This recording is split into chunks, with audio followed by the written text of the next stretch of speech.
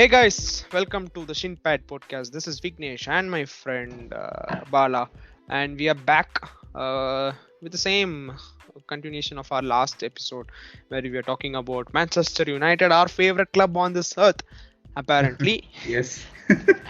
apparently, That's a nice way to put it. I can't yes. lie. I mean, You know, we've discussed quite a lot of stuff in the last episode. So let us continue with no, I the mean before we start off with, I was just browsing through the different jerseys of Manchester United, and the next season looks good.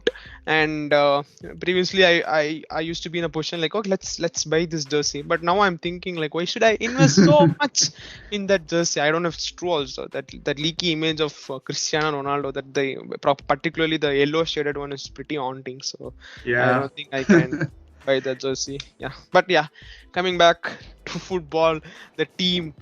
Where are we, Bala?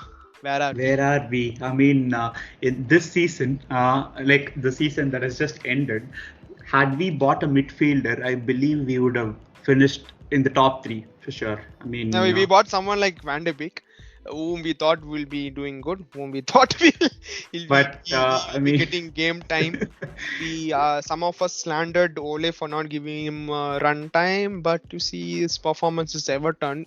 Yeah, it's not good to judge on just little amount of games, but yeah, you see where Van de Beek stands, and yeah, we needed a defensive midfielder mm, badly. We've been needing one ever since Matic got his injury by the end of his first season, mm, uh, or at least an all-round midfielder. We got Fred, but again, Fred is a different profile to what we needed back then and yeah. what we need right now. So it's that has become problem. Matic, we could clearly sense that he was out of his A Mm, game by the end of 2019. Towards the first half of the 2019-20 season, we could see that he couldn't mm, sustain his intensity for 90 minutes. That knee injury really fucked him up, I guess. So.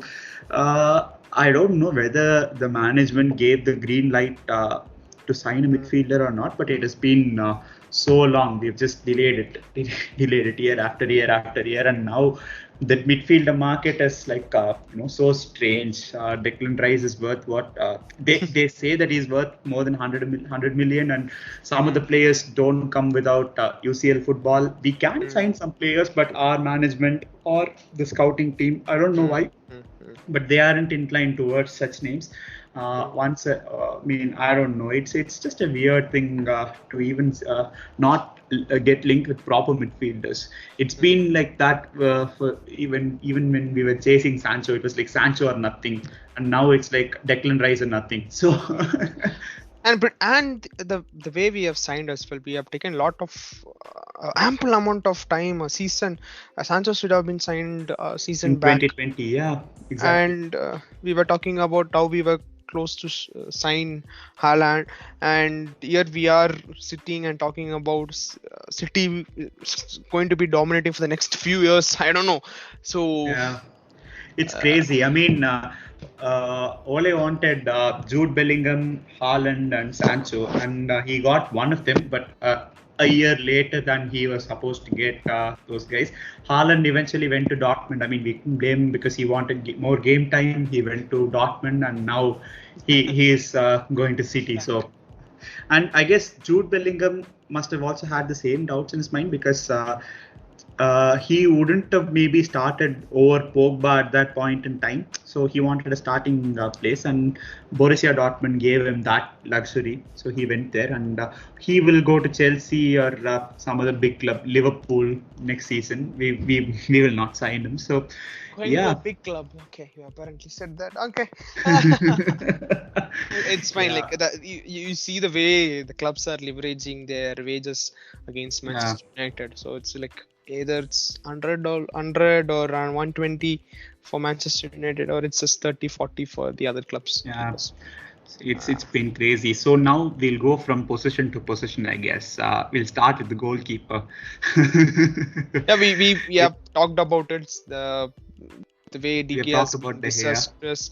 in this season. He has to like. I mean, I, yeah, people won't accept it because he has saved so many shots and everything. But his overall gameplay, I don't know, it doesn't, he doesn't deserve to start for any big club, let alone United. So, especially when the new manager clearly wants to play a high line with possession-based system, I don't know how I'll the be manager fitting. will be able to fit De Gea into the scheme of things. It's going to be very tough for Eric Ten Hag if he wants to stick to a high line with De Gea in goal. Maybe De Gea can work on his vacation since he has been picked by Spain. I think he can use that vacation to. Do you think he will work? I mean, the guy, we have had 3 goalkeeper coach changes just because De Gea wasn't compatible enough with those coaches. So, That's what yeah. it brings or begs us the question that who's bigger, the player or the management? So, or the management Yeah. doesn't have the balls of steel to tell De Gea that he's not doing good. So, yeah, either De Gea can use his free vacation period and see. Some of the skills, I guess, I don't think he can ever improve in some of his aspects. But some he can work on, like at least coming out, stepping out sometimes, and trying to sweep. I mean, when he tries to sweep, it always goes bad. So I don't know. But a couple of things he can try, but not everything. Which takes us to the question of what are we going to do with Dean Henderson, or what is Dean Henderson going to do? Because he was clearly built up as the future starter for Future. Manchester United, and now his career is at crossroads, and he it seems like he clearly wants to leave the club. So Yeah, it was. I know it's very sad to talk about Dean Henderson. yeah, Like he had a very good season at Sheffield United, and yeah, he he was came the back player of the season as player well. of the season, and he was pretty happy to sign a deal with United again, and I was very happy to see him back in the squad. But I don't know, it's a poor script written for Dean Henderson by God, and here we are talking about Dean Henderson to Newcastle, or I think that's even a good deal also for Dean Henderson. If it happens, yeah, it'll be a very good deal for him Very good deal. and for Newcastle. Newcastle, And yeah. Newcastle will have a shit ton of money, so I won't be surprised if they, overtake us and Arsenal very soon. It's like Arsenal are brothers in arms in this holy privilege to, pilgrimage to the Europa League. I'm sorry. Yeah. So. But yeah, if Dean Henderson goes, I've been hearing rumors of Sam Johnstone rejoining us on a free transfer because his contract at West Bromwich has expired and he hasn't signed an extension. So he is 29, ex-United academy player, and he was with us for like a decade. So he knows the club in and out, and we already have Tom Heaton. So if Henderson goes, it'll be De Gea.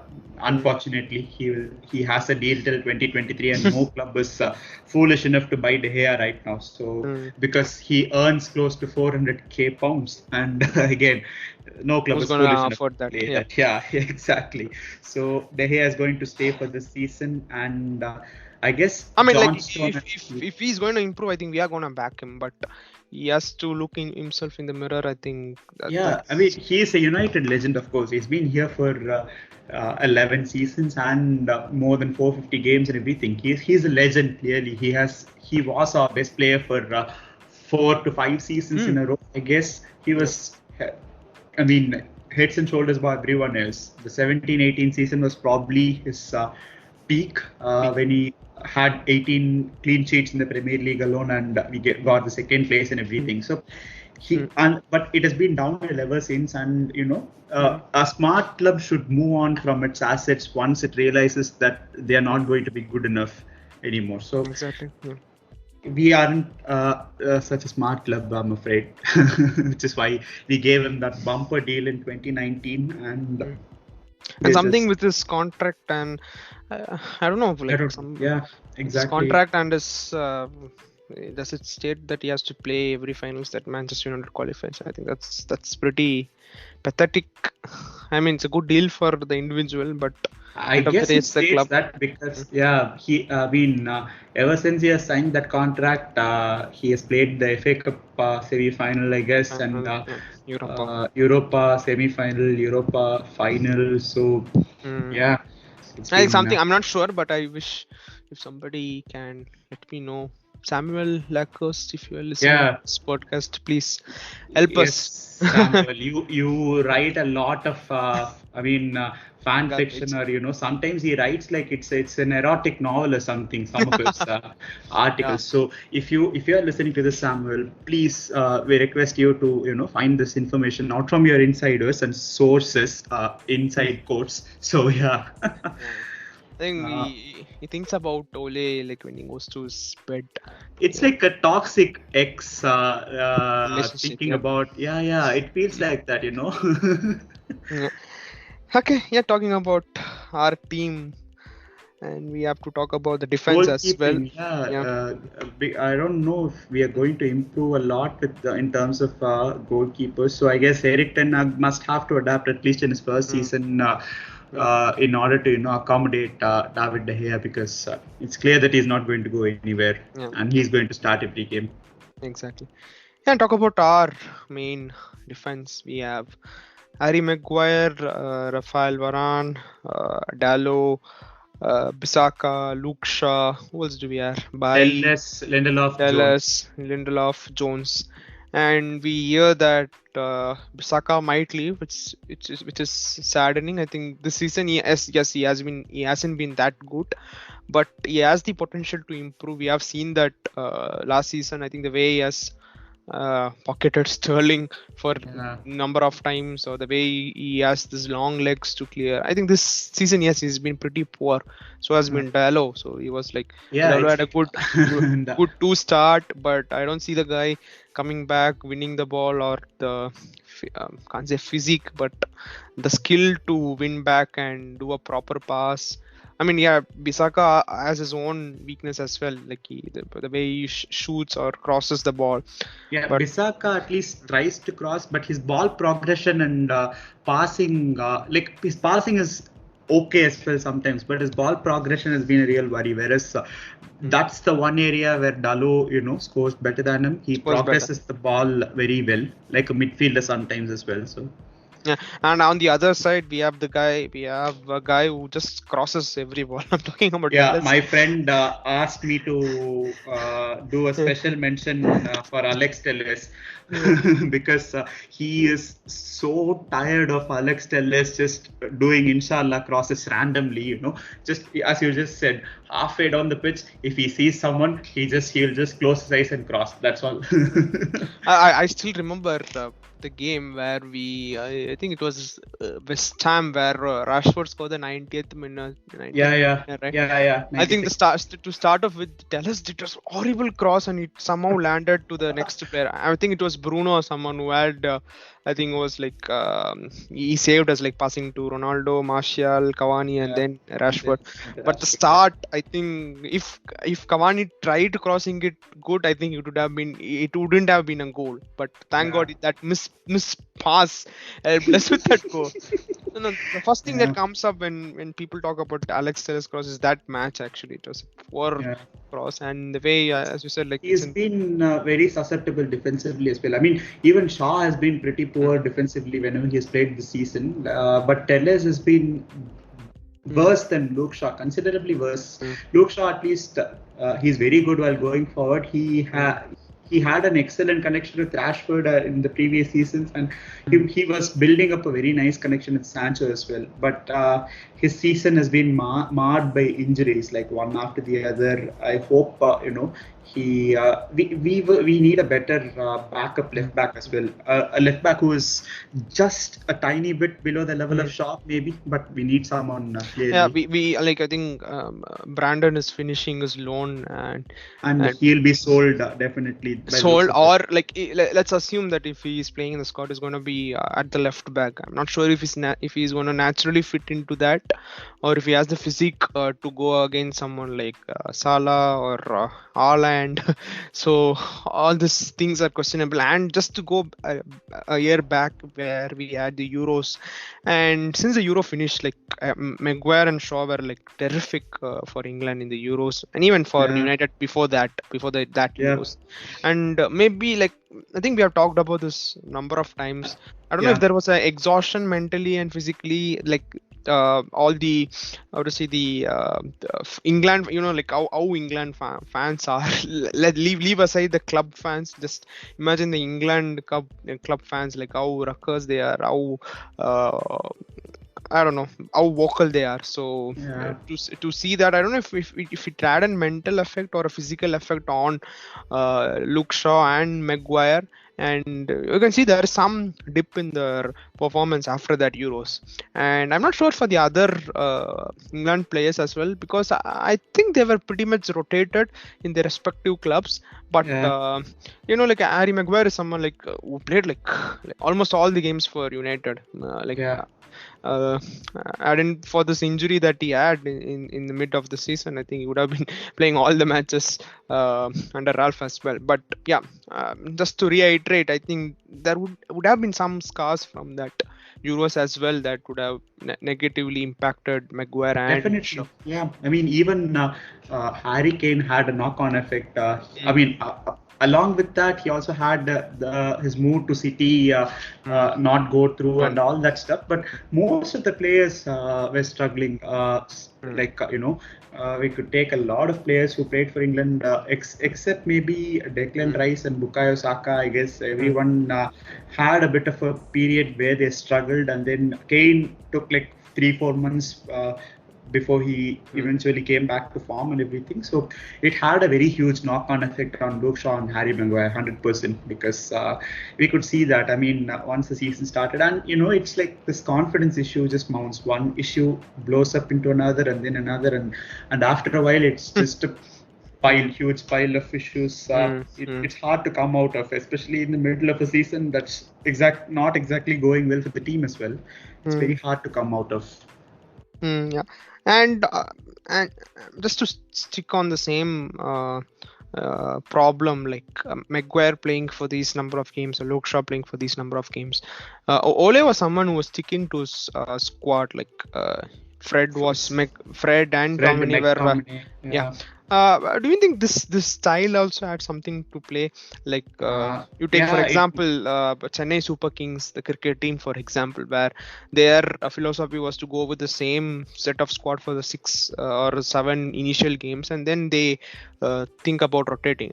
I think that there was a similar pattern that was happening under Ole. Somehow I feel that this could have been a reason. I guess he didn't. It could have been the reason. I guess he didn't have a lot of trust. I mean, on the players from his bench. Though he, whenever he actually made some crucial substitutions, they ended up working more often than not. But I guess there was a clear lack of trust towards his bench players, and that led to him starting Maguire, Luke Shaw, even Van Bissaka again and again and again. And just to highlight on Rafael Varane's performance as well, I'm just scared He's that been very. he might get more injuries next season, seeing like how he is turning out for us. So Yeah, that's a bit of a scare. I guess sometimes, when these so-called big clubs like Bayern Munich or Real Madrid, when they sell their players, it's always a bit of a, walking on the knife edge kind of scenario.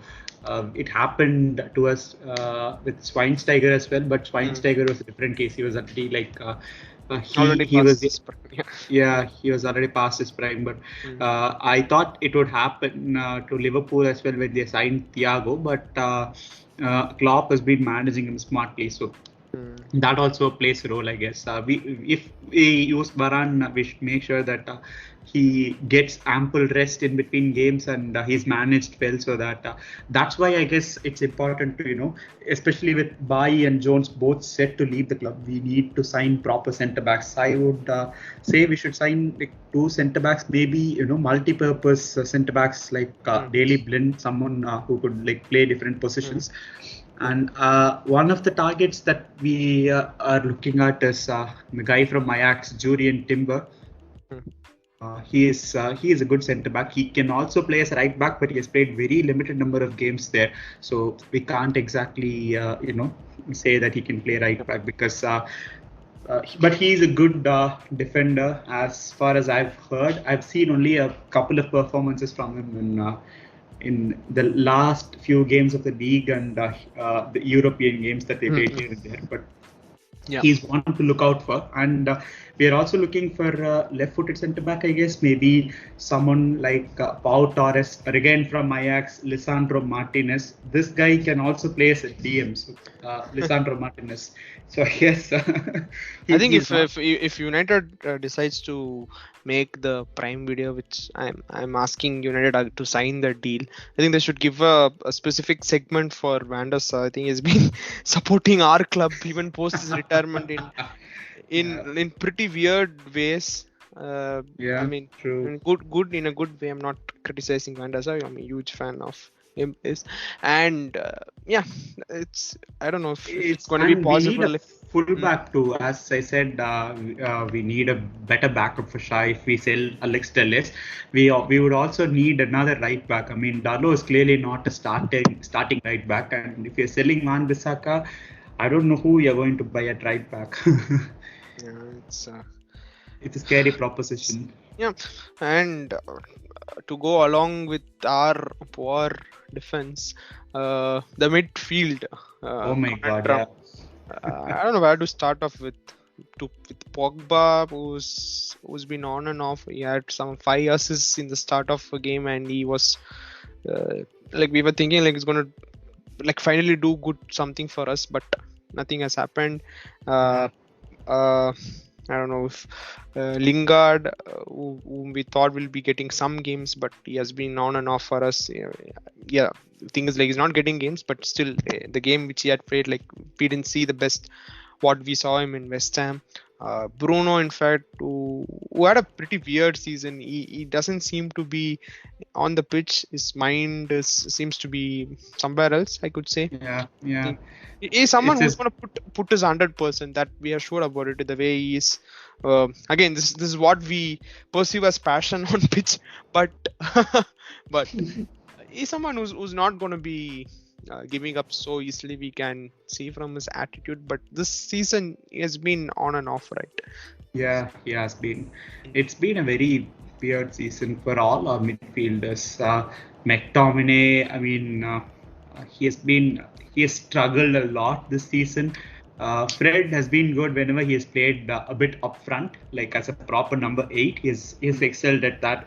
That is kind of his natural role as well. So he has excelled in that role. Bruno, I mean, no one will hit me if I say this has been his worst season ever since he turned a professional footballer. So Yeah. and yeah, Matic, he has shown glimpses, but again, his age is caught up with him, Yeah. and it's like a very sad indictment. And we can see we could see that Van de Beek was not going to get a single minute, and he was loaned out to Everton, which turned out to be a pretty poor spell for him personally. I mean, the club struggled massively as well, and he was also struggling. In hindsight, he could have fared better had he gone to Newcastle United, but I guess he made his decision and he's going to pay for it. I mean, Pogba is going to leave, but he had a wretched season. Again, as you said, he started off brilliantly, like 7 assists in 3 games or something like that. And I mean, he just fell off massively. Injuries and everything, one after the other, and I mean that horrible red card against Liverpool. Yeah. It's like he was towards the end. It kind of seemed like he just didn't want to be there. I mean, the fans didn't exactly warm up to him towards the end. They were like when he came off against Liverpool, you could see the boos ringing out towards Pogba. So yeah, it's like. I think I feel sad for Pogba as well. I think. Yeah, definitely. I mean, he was promised something, but he Yeah, was he was never. promised something. I think I don't know what to say. Like the stars weren't aligning for him, but even the way, as I said again, coming back to the way the ex pundits sorry, the ex players, the pundits mouthing about him. I think Roy Keane to start off with, the way he was speaking about Pogba. I think all these external pressures gave us a perception like what Pogba should be. Like we were fixated thinking Pogba for France should have been what Pogba for Manchester United. I think all this external factors has given us a weird perception about Paul Pogba. I think it's better and good thing. Yeah, I just feel for Pogba, and hopefully his next spell, maybe probably with Juventus, maybe I'm not sure. Will turn out good, and maybe we can judge him based on that performance, how he is doing for Juventus. I think that would be a good an apple to apple comparison. I mean, to be honest, Syria standards will be very slow for Pogba. He will be like he would just sit, take his time, and decide where to pass, and he would still find his man. He would have a lot of time in Syria and a lot of space as well. Having seen a lot of Syria matches recently, even though some of the teams have increased their tempo, they tend to offer a hell lot of space, and Pogba would thrive in that league. Right. So he would perform well in Juventus under Massimiliano Allegri. So he'll be good. Yeah, I think in that case I have to take back what I said, because I didn't watch Syria this season. I mean, all the matches. So imagine if Pogba scores like 10 goals that season, I mean the coming season, and gives like 10-12 assists, people will be blaming Manchester United for that. I think that would be a whole problem for all the players who are leaving out, who are scoring for other clubs. I think that would be a different topic. I think we have to watch out for that. I hope like we fans don't get over emotional about it, seeing the players. I think that's going to be a different weird topic that we might be talking about, seeing our ex players performing well in X, Y, Z league. And that's going to happen. It is going to happen for sure. Yeah. I think that's one pretty. Imagine yesterday Smalling won the Conference League, and suddenly people were like, we kept Maguire and stole Smalling. Oh my God, you fucking. That's a good example. Yes, that's a very good example. That's exactly the same thing I was talking about. Roma finished 7th last season and 6th this season, and they've been like Smalling has been okay. It's been decent, but nowhere near good enough. Like for a top club, he's been good for Roma, and he was excellent yesterday. But again, in a system that we would want in a league as fast as Premier League, I don't think he would have survived, and he knew that as well. I mean, last season, if you remember the Europa League tie we had against Roma, Smalling was culpable for 3 of the goals that we scored. So. Yeah, this revisionism is crazy, and we are going to see a lot of it. Imagine if Eric Bailly goes to a Spanish club or an Italian club and starts performing well. People will be like, yeah, you kept Maguire, but you sold Eric Bailly. It's going to happen for sure.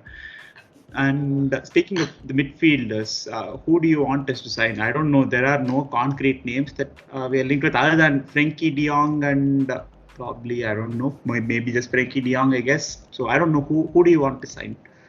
I don't know. I think I was thinking about. I was like pretty much interested about Leeds' performance on the last day. You know where I am getting there, right? I thought that would have I don't know, maybe a result for us in terms of signing a couple of players from there. I think Rafinha was linked to us, if I'm not wrong. Calvin Phillips also was linked. I think Calvin Phillips was linked more to our club than Rafinha. I thought that would have been a good potential signing, but seeing Leeds still in Premier League, which is a sad fact, right? Yeah. I personally wanted them to go out, but then Calvin Phillips. Exactly. I think United still can go after him, but the wages would be ridiculously pricey now, and he is a very staunch Yorkshireman Leeds supporter. So unless they got relegated, even he wouldn't have accepted a deal. So I guess it's pretty impossible for us to sign Calvin Phillips. I mean, he would have been a good signing. I'm not gonna lie. We really need a I mean, ball playing midfielder from the deep. We need a ball progressor from the deep because there is pretty much zero ball progression from our deep midfield. And Fred and McTominay are not natural progressors of the ball, so it's like it's dreadful. We need someone. Yeah, maybe Declan Rice can be Declan that one, Rice. Yeah. but again, he has kind of sort of become become a bit of an advanced midfielder, not exactly an out-and-out defensive midfielder, but he's very young. We can mold him into We one, can mold him. but Yeah. he's again ridiculously pricey, and I don't know whether West Ham are going to let him go or not. So that's a bit of a red flag. And Aurelien Tchouameni, I guess he's going to Real Madrid, and he will also cost a bomb. And without UCL football, I guess it's quite impossible. We could have gone for low cost, pretty much a free transfer target like Boubacar Kamara of Marseille, but I guess Aston Villa signed him. So I don't know. Maybe Sanger could be a good choice. He's a good player. We have Yeah, and also I was looking at. I mean, after Manchester United, I was more interested in seeing Brighton's gameplay. I think they were. I mean, this topic might seem off one, but the way all the players have gelled up, Yeah. let's say Pascal Grob or Louis Dunk or the other players. I think. I'm not sure. I had this strong, strange notion that we should sign someone like Pascal. I think that's just my opinion. But yeah, they are very good industrial midfielders. And Brighton, yeah, shout out to Graham Potter because he lost Ben White, who was their best player last season and their best defender. They didn't get a replacement.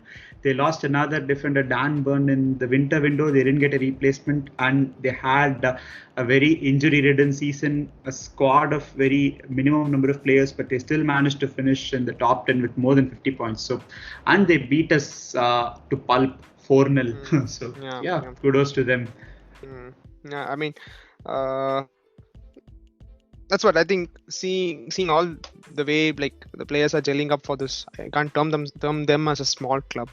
I think we could look at the prospect of signing some from them. So that's just my opinion. Sticking on to the midfield, I think we have other players as well going out, like Ivan Mata. Probably it seems like he might be going off.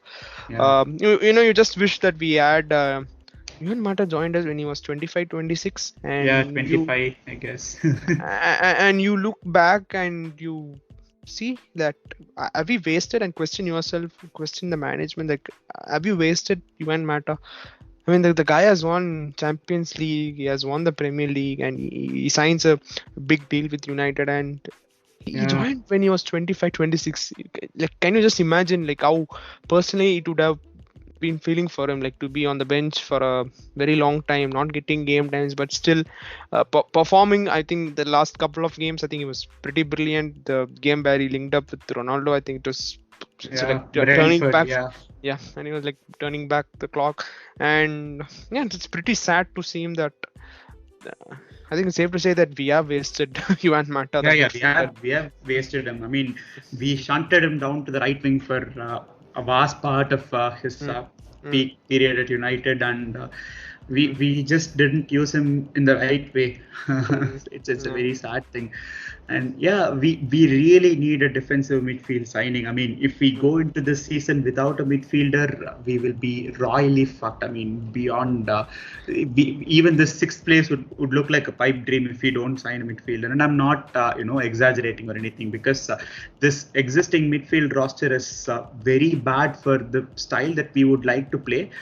And especially we don't, even for a very primitive style, we don't have a ball progressor from deep midfield, and we don't have quality backups. I mean, I guess Van de Beek will come in and have a run in the team because Ten Hag knows Van de Beek very well. So if he stays, what will we have? McTominay, Fred, Bruno Fernandes, Van de Beek, who else is there? I don't even know. So I think there were like some the younger players. Maybe James Garner and Hannibal Mejbri might get a run. Savage. Savage is way too young. Even James Garner, I would prefer a Premier League loan for him. But looking at how we are going to operate in the transfer market, I guess Garner is going to stay and most probably get game time. He's a very good midfielder. I mean, he's been excellent for Nottingham Forest this season. So, but yeah, I would still prefer him to have another loan in Premier League. But by the looks of it, I guess he's going to stay. So it'll be if he stays, Gardner will be a player to look out for. Definitely, he will be very interesting in terms of his profile and in terms of how he plays the game. And Hannibal as well. He has very good spunk to his game, I guess.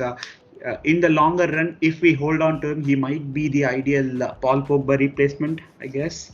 Yeah, it's pretty confusing. Like you start talking about players, and you see that every field is like literally there's a vacancy or there's a question. Yeah, exactly.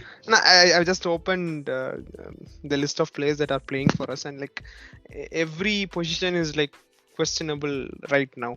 And to talk about the forwards that we have, it's very saddening to see Rashford's performing like this. I hope he comes back. Like I think people who were really following up Manchester United for last 4 or 5 years know the potential of Rashford, what he is capable of. I would dare to say, go to the extent say that Rashford is going to make a good comeback, and when he does, like I'm going to stand at top of Twitter, maybe on Elon Musk's head, and like shout that Rashford is back. So he's someone like he is Manchester United made. Yeah, No? I mean, I love Rashford. Who doesn't love Rashford? I mean, yeah, there are people who hate him, but so I love him, and yeah, I really hope he comes back to his best. I mean, he's extremely good when the team is set up to be a transition-based one. He struggles when we want to control the game more and have possession more, but he can improve. Definitely he can put his head down and start improving. I mean, the part of last season, I guess he completely dropped off mentally as well. You could see like he and Rangnick, I guess, didn't have a good equation most probably, and it just didn't work out for him at all last season. So plus he was in the darker side of personally as well. All the media attention, or the way, like the same way people were asking Ole to be serious, people were asking Rashford to show the amount of interest he was showing towards charity on the football field, which was a wrong comparison, I believe. And I think that all this ingredients added up, and it's been pretty bad. Just you remember, like, when what was that match when Lindelof passed to Rashford and he scored a goal. I think it was a Champions League game, and there was this game, I think, against Liverpool. I think there was a similar ball, and Rashford couldn't even control that ball. And you see, like, what the dip in performance, the confidence. That should have been a goal. That should have been a Rashford goal. We should have been like 1-1 against Liverpool that game. And I don't know. I hope he finds his right state of mind, and I think it's gonna be a pretty decent season for him, Rashford. And I hope he links with Sancho as well. I think Sancho has had an underwhelming season as well. I mean, he had a bit of a poor start, and then he had his injury issues and health issues, and he came back. He was actually really good in the mid part of the season.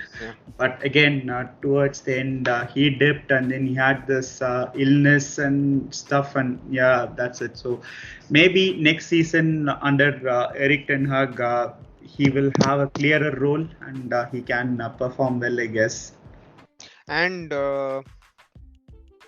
I think the only guy left now is Cristiano Ronaldo. Where do you see Cristiano Ronaldo fitting into the squad next season? I mean, Rangnick very subtly put it in his last press conference that Ronaldo doesn't press enough, and he doesn't. It was very subtle, but you could see what Rangnick was meaning there. And for a player who has faked, apparently, according to the Athletic, that he has faked 3 injuries whenever he heard that he was going to be benched for some games. It doesn't, it's a bad precedent when he is doing that. So I don't know he can still score goals. I mean, he did put his head down and work in a few games, like a few games, not a lot. Like say against Brighton or Brentford, when he was afforded Yeah, that bit of space. I exactly. mean, funnily enough, both those games came against three at the back systems where he could have that space between the midfield and the defense, and he could have wide spaces as well. The problem with Ronaldo is that when he drops off, he wants to be involved all the time. He wants to see more of the ball, so he drops off and he drops into those half spaces that Bruno would usually go into, or sometimes even the wingers would cut into those half spaces. So when he drops in, we unnecessarily overload that entire side or space. I mean, overloading on purpose is really good. We can free up the other side, but we unnecessarily overload and we are clueless as to what to do after we overload that side. Because Ronaldo, I guess it's his muscle memory or he just keeps dropping to the side. Benzema would shift to the other side, move consistently, but we don't. I guess they don't have that kind of an understanding. I don't think they did any work on that in the training ground. So yeah, I don't know. I don't know really. I mean, it's up to Ten Hag. I mean, similar to De Gea, we can't sell him. No club is going to be foolish enough to sign him at this point in time for almost more than $500,000 a week. So I don't know. Yeah, somewhere you feel like you have to give credit where it's due. Like Ronaldo on a given day, he's going to be spectacular, but some of the most frustrating thing that I personally felt on seeing Ronaldo on the pitch is the way he was reacting, probably on being substituted or on being like storming off of the field. Maybe it's a personal view. I mean, again, I'm just talking out of my plain anger. I'm just being a little toxic as well. But to see it's true. I felt the same as well. It felt a lot unprofessional when you're sulking like a baby. I mean, some people on social media say that it's the winner's mentality and all that. But you're 37. You're not 20. You're old. You have to protect yourself, and manager's going to manage you. If they feel that they want something else, just accept it and move on. It's like that's the problem when you think that you are ahead of the manager or the team. Of course, even though all the allegations are said, he's still a legend of the game and probably one of the best ever to do it. But it's weird. You got to buckle down sometimes. You got to respect the fact that you're old right now, and sometimes weirdly it's the same thing that's happening with De Gea and Ronaldo. If you see, for that matter, De Gea is stopping the goals, Ronaldo is scoring the goals, but both are at the the extreme polarity. I mean, both are not in line with the modern game, as I say. Both are doing some aspect of football which is very good. I guess, the modern way of happening or the modern way of playing is past their I can't say capabilities, past their I don't know, maybe they're thinking or something. Yeah. I guess Thierry Henry put it very well. Ronaldo is the medicine to his own poison. And it is true. Can't deny it at all. Sometimes, I mean, it's like, we could have scored more goals if we had a very fluid attacking line. And I mean, Ronaldo fans would say that, what would have happened? Martial was loaned out. Martial was not informed. Cavani was injured all the while, and Greenwood had his own issue, and he was suspended by the club. But still, someone would have played, and we would have done something. I'm pretty sure it would have been different, but we would have done something. Or, I mean, worst case scenario, it would have been the same. We wouldn't have improved. That's all. So. That's the problem when you buy someone and such a high amount of money to them. It's a bit of a disappointment. I think Ten Hag has to make that big decision with all what we are saying. I think it was a similar case what had happened with Manchester City as well. They had Joe Hart, who won the Premier League, and then Pep came and he understood that his goalkeeping wasn't aligned with modern day goalkeeping. He literally got rid of Joe Hart. Like people immediately. Literally were having orgasms of calling him the best goalkeeper, England's number one goalkeeper. And Pep had that audacity to sell him out, Drop him, yeah, drop him. exactly.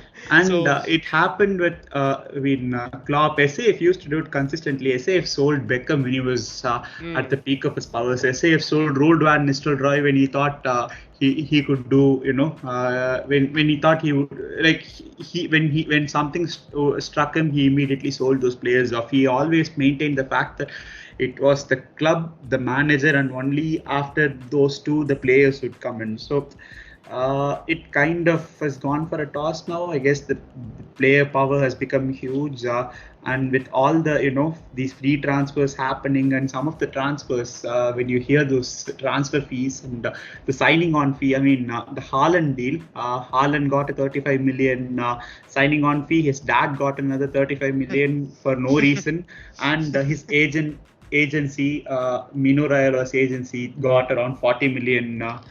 Euros or something. So it's like, the release clause was 60 million euros, but then the club had to pay another 100 million euros just to satisfy these people.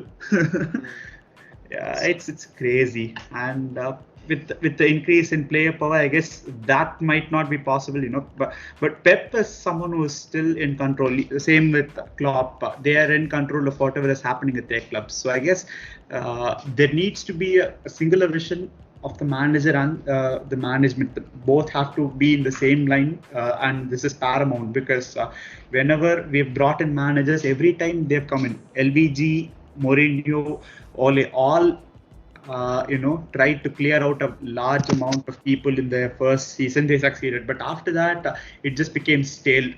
It started becoming steadily stale, and it just stopped after a while. So the management has to pick up speed and work with new manager, because we are losing Cavani, and the only Martial, I guess, will be sold. So if Martial is sold, we'll have Rashford, Sancho, Elanga, and Cristiano Ronaldo. That's it. So we'll have to sign up, and I hope we get Facundo Pellistri back. I don't know if he's going, because he didn't get a lot of game time in Deportivo Alaves as well. But I wish we at least save one of those guys. Amad Diallo is still not physically ready for Premier League, so I would give him one more season somewhere. But I guess just have Facundo in around the squad, because we can't sign too many players at the same time. Sign a centre forward so that as a replacement for Cavani, and once Ronaldo leaves, that guy can take up the starting position. Yeah. I don't know who we are going to sign. We are linked with the only player that we've been linked with is Darwin Núñez. I think it's a pretty tiring analysis of our squad as well. Yeah. I think some other aspect that we should be talking about is is related to the fan ambience or the atmosphere they're having at the stadium. I think there's a lot of talk about the renovation that should happen in the stadium. There's a lot of talk the infrastructure aspect that needs to be improved at the club. I don't have a good picture about it, but it tells a thing about our club, the training ground, which many are saying that it's still old fashioned in many ways. I think. Yeah. So it's not just the squad building, but the literal building that needs to be built in this club for that matter. So it's like the foundation of both the playing squad and the club building, need to be strengthened. Yeah, it's a bit of a weird thing, and it's a mess. It's a mess. Yeah, huge mess.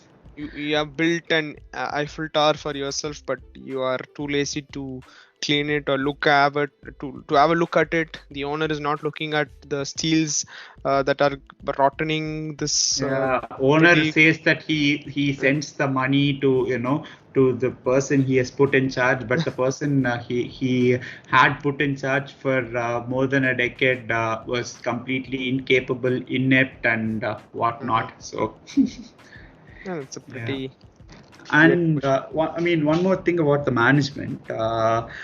What role do you see Rangnick will do? Once he's done, if we keep hearing that he's going to be this consultant and all that, but he's also going to be the manager of the Austrian national team. So Yeah, just to stick on with Manchester United, because Austrian, okay, that's a yeah, different thing. that's a different thing. Yeah, just imagine him being here. I mean, he has taken all the inside notes of the team, the culture. That's a big thing that he has learned from this club, and the way that people have adapted to his style of play. I'm not sure how effective that is gonna be. Like, Yeah. him passing on the same message to Ten Hag about the team, about the perception. I don't know. People are going to be going out. I think I'm not sure how much power Brass is going to have in getting players. I'm not sure what does consultant really mean in football. Does it mean that he has a role in bringing good players to our club?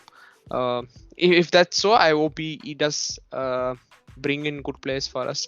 But apart from that, I'm not sure. He has been a poor manager, and Yeah. I don't know how his experience gonna benefit Ten Hag. Maybe the mentality and the culture of players. But apart from that, is you understand what I'm trying to say, because his perception of the players has more to do with the skill that has been shown by this club. So I think Yeah, that's that's also what. true. uh, And yeah, actually, I just realized that before coming, I don't know how United, like what they thought of when they were appointing Rangnick. Maybe they wanted to, get his idea and expertise on how to run the things behind the scenes, everything. But the funny thing is, before United, Rangnick was appointed the manager of Leipzig. Yeah, Leipzig twice, and both the times the person who appointed Ralph Rangnick as the manager was Ralph Rangnick himself. hmm. so yeah, it was like he was. It was clear that he was not a very willing manager. He was Hmm. more of a sports director kind of guy. But yeah, it was a marriage that just did not work out after the Okay. first week. So it's sad, but it is what it is, I guess. I don't know. If his consultancy really helps, then yeah, he can stay and do his job. But I guess Ten Hag, it from his first two interviews, it does seem like Ten Hag will eventually go with what he thinks is the best for the club. And John Murta also said that Ten Hag has been solely his and Darren Fletcher's appointment. Like they have Hmm. driven this entire appointment process and recruitment process of Eric Ten Hag. So I hope they have a firm structure in place. To get the transfer deals done and sign good players, and because we need players, we need at Hmm. least 4 players in the summer window, to start putting up some kind of squad. Hmm. So yeah, True. True. I think we are in deep trench. I think you need. I wish to see the mentality Domine shows whenever we are in that situation. I wish to see Fred showing his masterclass. I wish to see Shaw doing his Roberto Carlos thing that he was doing under Ole.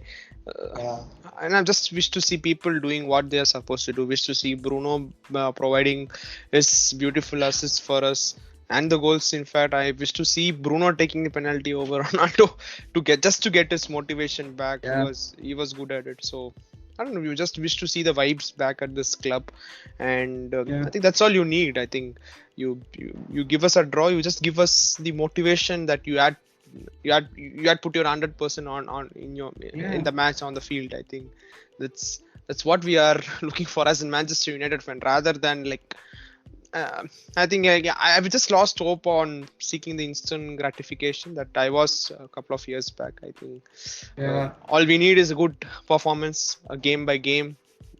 Do your good. yeah. I mean, giving our best, Just not play well. Yeah, play well. exactly. just put in your shift. I think the fans And deserve you know much that, more than this. yeah, definitely. The fans deserve the passion that they show. Like, the amount of passion that they show, they should at least get 50% of it from the players. So, we all talk about passion, intensity, and mentality, or as obsolete terms sometimes. But a lot of clubs, tactics are very essential. They are the fulcrum foundation. But to win all these big things, you need that intensity, passion, mentality, and hunger. That's how Real Madrid team under Zidane was able to win 3 Champions Leagues in a row. That's how Yep. Man City have won 4 of the last 5 Premier League titles. You need that motivation, and we would. We would really be happy if we see all those things. Yeah. I mean, even if we don't have a very good finish to this season, to the upcoming season, if we at least see some kind of improvement and some Improvement. kind of Yeah. structure, yeah, that would be amazing. Yeah. I think also just to add on to what we were talking about in the last episode as well, the social media pressure is being Way too much, yeah. way too much, is being stressful for all of us. I think if any of you feel that you need a break from it, I think that's the thing that you need to do. I think I've been doing for some time. I think you have been doing it, Bala, for some time as well. Yeah. And this constant how to say, the different stories or the threats that we are perceiving is too toxic. I think that Yeah, yeah, needs they to are be given a break, and I think everyone should take a chill pill, maybe enjoy the next maybe 2 months, I guess. two Yeah. months couple of months, wait for Manchester United to start being Manchester United, I guess. And yeah, I think that's what I'm gonna do. Just gonna take 2 months break of not thinking about Manchester United. Just mute the apps, mute Manchester United app, mute uh, whatever is it possible, mute Rio Ferdinand, mute Samuel, mute Goldbridge, mute Evra. Who else is there? Mute Tim Sherwood. All these yeah. people, I think I'm gonna take a break. I think it's been pretty exhausting. I think, and shout out to all our mutual friends as well on Twitter. I think they have been going through a lot. That's pretty evident. I think the emotional drain they have been getting, I think we all can reflect. So I hope that you guys are also getting a good break from all this mess, and we will keep supporting our club because we have just adopted United as our club. I think hope the good times will be back, but yeah, let's be patient. I think that's all we can tell for now. Yeah, And exactly. I think yeah, that's all I have to say, and that's all we have to say. It's a very long 2-part episode, rant about Manchester United. We thought that we'll just speak straight from our hearts. Yeah. And I think yeah, keep supporting us, and do leave a subscribe on our Spotify. We are on Google Podcast as well, and thanks to those who are being a constant support for us as well. And Yeah, thanks, guys. And just to have a wider reach, we have done both of these episodes in English, while we have usually done all our episodes in Tanglish. So, yeah. just forgive me if my English was pretty lame or lousy, because uh, yeah, you'll understand why. Yeah, and I Some mean, things are better. Some things are better spoken in your mother tongue. yeah, The I more mean, sometimes when we are instantly thinking, we keep thinking in our native language, native and language, exactly. Yeah. yeah, yeah. Even So, like I wanted to abuse Samuel Lacoste in my mother tongue, but yeah, it wasn't quite it's possible. sad that we weren't able to do it in these episodes. But yeah, guys, thank you for listening and keep supporting us. We'll see you soon. Bye. Thank you.